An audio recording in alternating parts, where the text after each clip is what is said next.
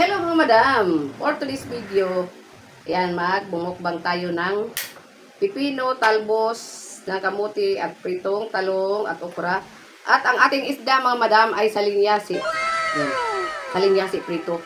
Yung parang kamukha siya ng tawilis. Yan. At ang pipino natin, ayan lang ating sausawan, ketchup lang at saka mayonnaise. Yan. Yan, dahil sa pipino po dito. Ito naman po yung ating sausawan ng ating gulay. Ating okra, kaya mag-primo na tayo. Salamat po sa Panginoon. Amen. Tara na mga madam, kain na tayo. Talbos, sarap. Sa talbos muna tayo. Sarap. Sarap ng ating tawilis, oh. Salinyasi. Hindi po ito tawilis. Salinyasi, kamukha lang ng tawilis. Sarap, malutong.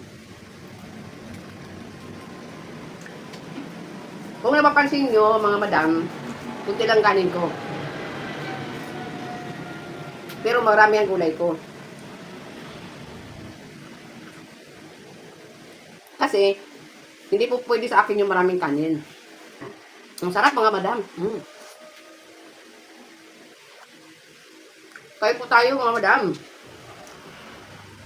Pag kumakain ako, nasa gilid yung yapon. Ano dito. Kasi yung postiso ko po mga guys. Isang bisis nalun ako po yung isang ngipin. Kaya nag-iingat na ako ngayon sa aking pagkatanggal yung ngipin ko. Mga gilid, kabila. Pag nagsawa dito naman sa kabila. Talong, talbos, or ano. Gusto ko kasi lagi na lang gulay kasi pag tayo po mataas ang ating blood sugar, diabetes.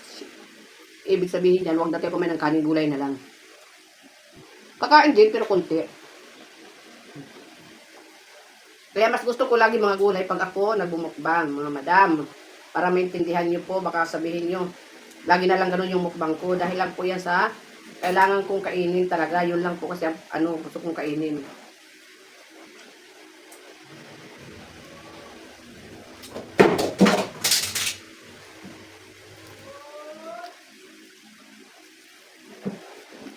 Ang sarap ng salinyasi mga guys.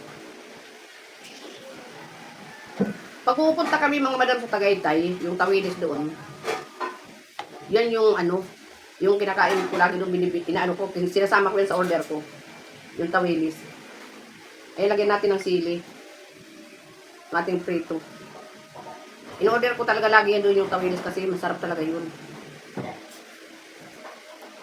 Hindi mga karne ang akin. Gusto ko yung mga gulay-gulay. Titikman natin yung pipino para makita nyo.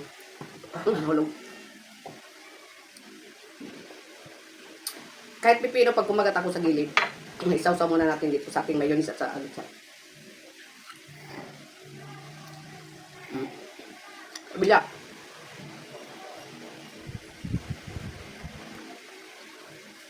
Masarap kahit mayonnaise lang at saka ketchup. Ganyan. Kabila naman. Tapos sinamit ang talbos. Nahulog na. Ayun lang po mga madam. Maraming salamat po kung saan man po nakarating ang video na ito. Pag-comment po sa baba para ma-shoutout po kayo kung taga saan po kayo. Maraming salamat po sa panonood ng video ni Mamita.